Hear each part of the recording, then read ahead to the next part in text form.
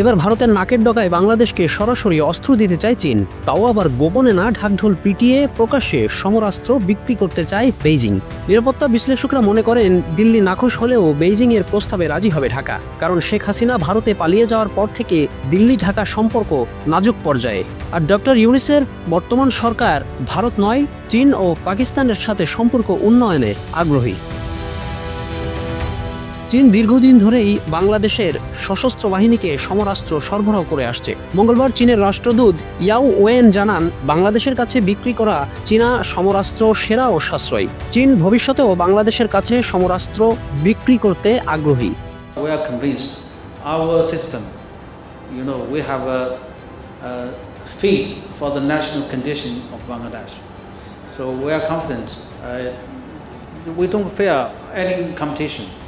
And will provide the best we call cost-effective, the system to Bangladesh to support the building of a national defense force of Bangladesh. স্বাধীনতার পর থেকে বাংলাদেশের সশস্ত্র বাহিনীর সমরাস্ত্র সংগ্রহের অন্যতম প্রধান উৎস চীন। যথাযথ প্রক্রিয়া অনুসরণের পাশাপাশি বাংলাদেশের পরিস্থিতি বিবেচনায় নিয়ে অস্ত্র বিক্রি করা হয় বলে জানিয়েছেন রাষ্ট্রদূত ওয়েন।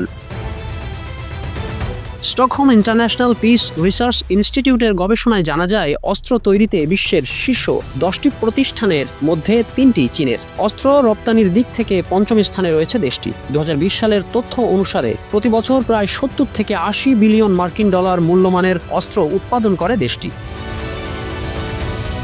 বাংলাদেশের পররাষ্ট্র উপদেষ্টায় দায়িত্ব গ্রহণের পর প্রথম দ্বিপক্ষীয় সফর করে চীনে, যা দুই দেশের রাজনৈতিক সহযোগিতার স্পষ্ট বার্তা দেয়। অন্যদিকে টানাপোড়েন চলছে ঢাকা দিল্লি সম্পর্ক। এটা আঞ্চলিক স্থিতিশীলতার ক্ষেত্রে কতটা প্রভাব ফেলবে জানতে চাইলে ইয়াও ওয়েন বলেন, এ প্রশ্ন চীন নয়, ভারতের রাষ্ট্রদূতকে করা উচিত। ভারতের অন্যতম শত্রু রাষ্ট্র পাকিস্তানেও অস্ত্র বিক্রি করে চীন। এখন বাংলাদেশও যদি পাকিস্তানের মতো চীনা অস্ত্রের ক্রেতা হয়ে ওঠে, তাহলে এ অঞ্চলে ভারতের আধিপত্য চ্যালেঞ্জের মুখে পড়ার আশঙ্কা রয়েছে বলছেন বিশ্লেষকরা।